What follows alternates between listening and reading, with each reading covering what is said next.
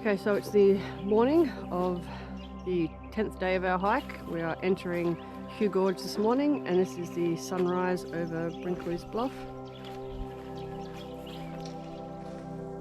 Okay, so we have entered the gorge and we're just scrambling through the gorge trying to find the better route so we don't get wet. It's about 3 kilometers until we have to do the swim. So we waited for the sun to rise before entering the gorge. It was a cold morning, and we set off with frozen fingers and toes that gradually thawed as the sun began to filter through the gorge. And the early morning sun was a sight to behold. The pools of water reflected like the glowing orange walls that was framed by brilliant blue skies and like dazzling white clouds, and it just lit up the bark of the ghost gums, of the white ghost gums. Walking through the gorge involved a lot of boulder hopping and zigzagging to find the best route to avoid getting our boots wet.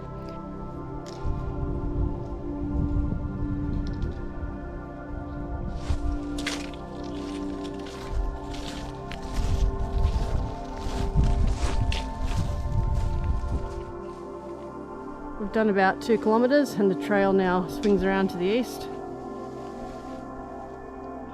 So as we walked through the gorge, we were just surrounded by ochre red cliffs and the red river gums and the white ghost gums. In the gorge we saw some amazing bird life, as well as the large McDonnell range cycads. There was a lot of native pines and black tea trees.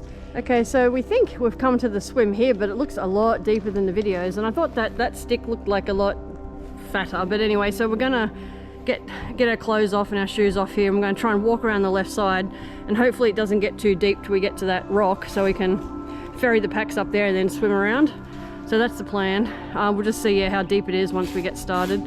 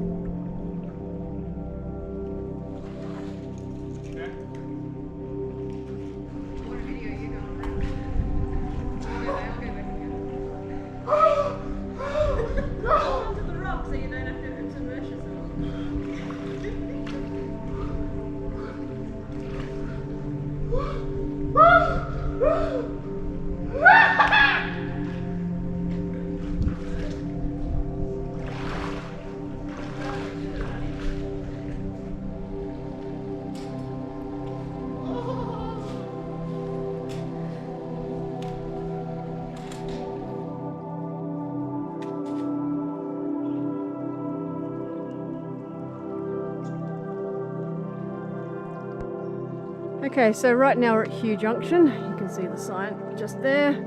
So we're heading that way. We're heading out of the gorge now, heading southeast. You can see the Larapinta Trail marker.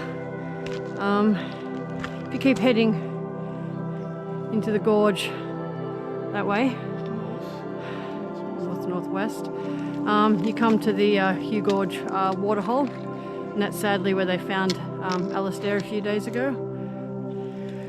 So we've come to like a junction point here. We've got about 4 kilometers to go to Fringe Lilly campsite. I think it was 15 to start with, wasn't it? So we've done 4 kilometers. Another 3 to 4. Yeah, so we're heading up that way now.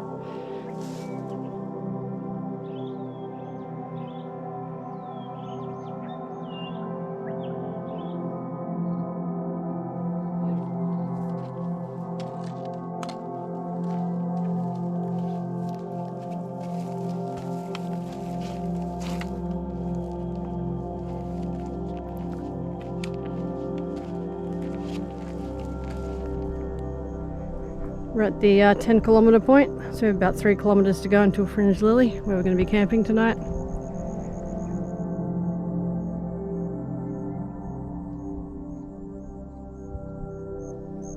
Okay, so right now we have reached the rocky saddle.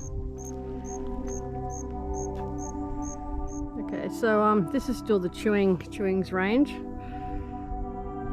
We're heading down now into the linear valley.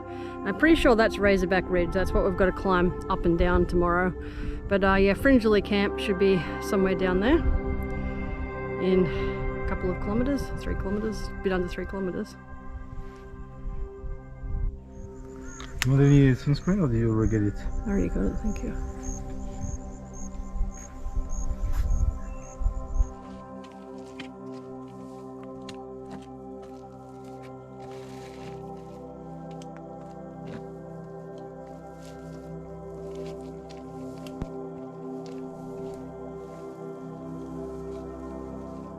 We just passed the 9 kilometers mark, and so we think the Fringe Lilly Creek campground should be not that far along, close to the 8 kilometers campground. So just keep your eyes open.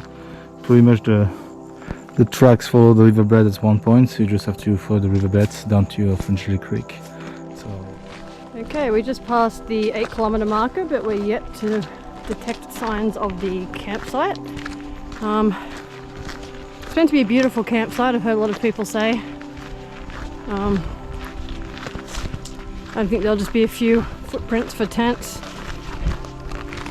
and water close by in the river that we can collect and filter. Okay, so this is the campsite.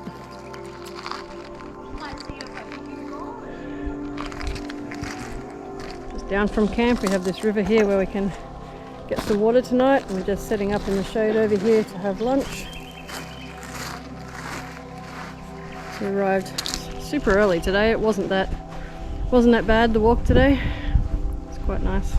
Oh, we just saw a rock wallaby like hop all the way along there, but I didn't get the camera out in time. Oh, that was beautiful.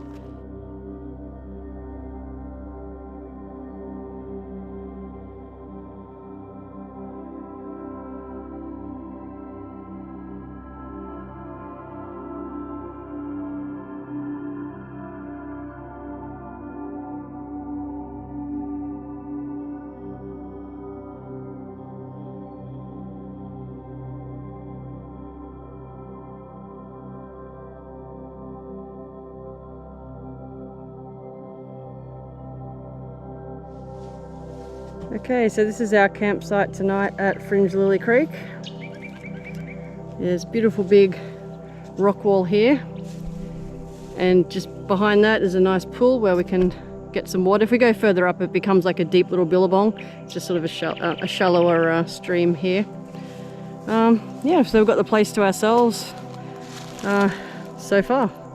Okay, so probably about 100 meters from camp we found this section of the river, so there's actually flowing water here. We're going to go for a swim in this nice deep pool. And yeah, there's like a little waterfall just here. And so we'll fill up the life straw bladder and get water from this running water rather than the more stagnant pools near camp. And yeah, go for a swim. And see what's around the next bend.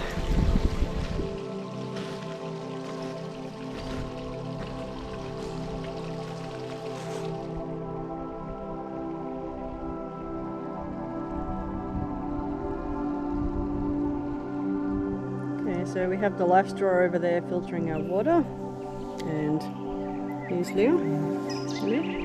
Sitting here, he's enjoying a nice cup of coffee, and I am enjoying a nice cup of soup. And probably in another 45 minutes the sun's going to go down behind the mountain. Did you enjoy your kangaroo stew, Leo boy? I'm trying to lick. Finish already. So I forgot to record it, but I've got a little bit left. So we had like a heap of mashed potato, and then we sort of had kangaroo stew. It was really delicious. So probably one of my favourite meals on the trek.